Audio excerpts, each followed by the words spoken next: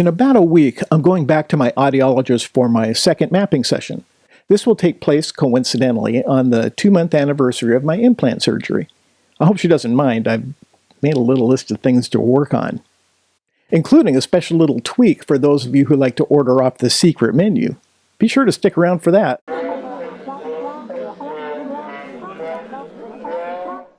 Hi, I'm Vince. First, a quick update on my progress almost 1 month after activation. This thing is already definitely life-changing. If the environment isn't too chaotic, I can function really well communicating with people. Last week, I went for a leisurely neighborhood walk with my wife, and I wasn't constantly looking at her to lip read when she spoke. And I also heard little songbirds for the first time in years.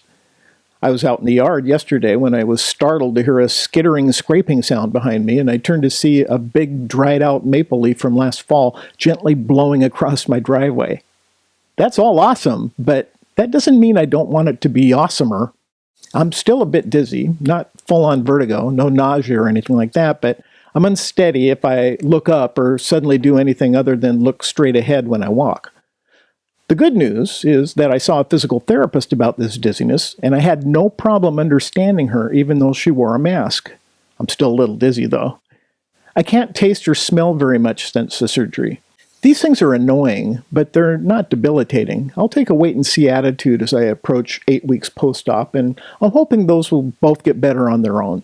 I still think there's a lot of room for improvement when it comes to the quality of sound that I hear.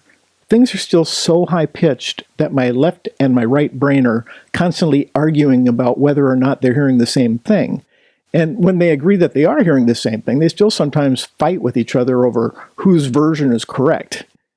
My Link-M Phonak hearing aid in my right ear needs some program tweaking to give me more bass perception, especially when I'm streaming or using my Roger remote mic.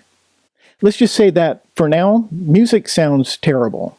Don't get me wrong, I'm grateful for what my implant has given me so far, but I'm not ready to settle for what my world currently sounds like. Not yet, anyway. In an effort to address the high pitch issue, you might recall from my last video that I asked for the outermost or basal electrode to be turned off in one of my programs, just so I could play with a little bit at home. I made an error in my last video when I referred to that as electrode number 1. Electrode number 1 is actually the one out at the tip of the implant. It goes deepest into the cochlea where the lowest pitches are perceived. I had her turn off electrode 16 out of the high frequency part of my cochlea, not number 1. I had it backwards.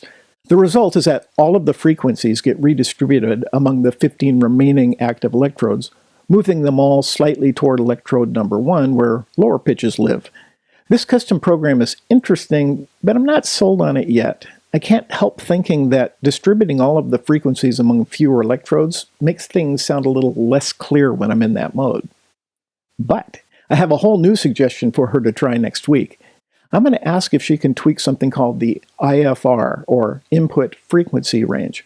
In theory, if the range is pushed lower, for instance, if the current range is 250 Hz to 8500 Hz, shift it down so that it's 188 Hz to 7900 Hz. This will push all of the frequencies down toward the tip of the electrode array, deeper in the cochlea.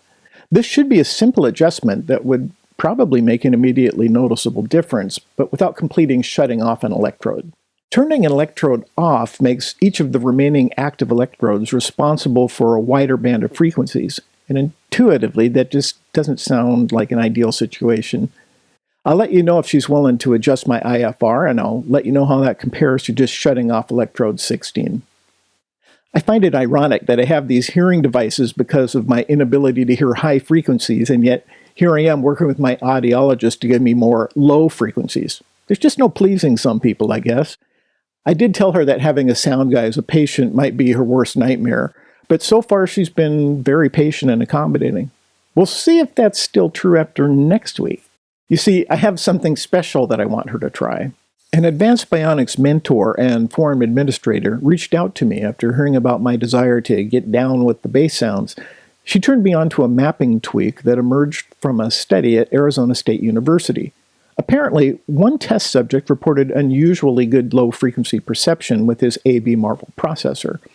One of the researchers, Professor Mike Marzalek, who also happened to be an advanced bionics user himself, dug into the reasons why and then refined it into a specific set of mapping instructions that worked well for both him and for others who he tried it with.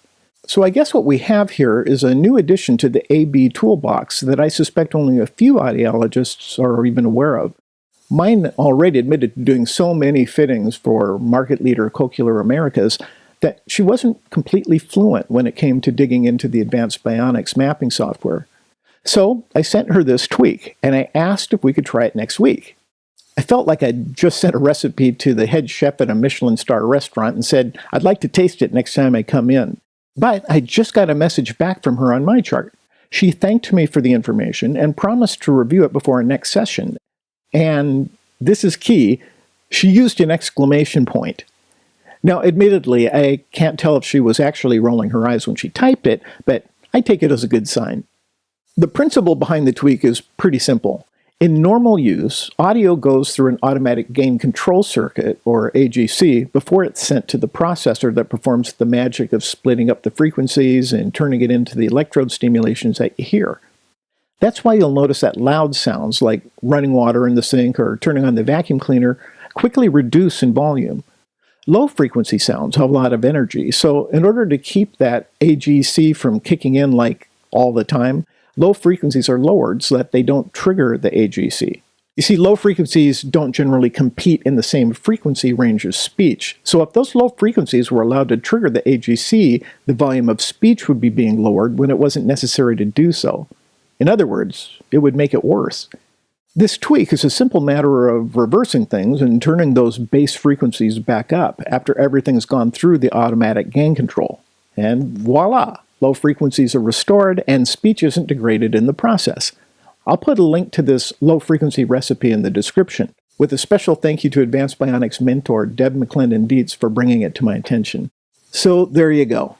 In my next video, I hope to be bumping some serious bass from the combination of lower pitch in my CI from tweaking the IFR, better programming of my Link M hearing aid, and better bass response from my Marble, courtesy of Professor Mike Marzalek at ASU.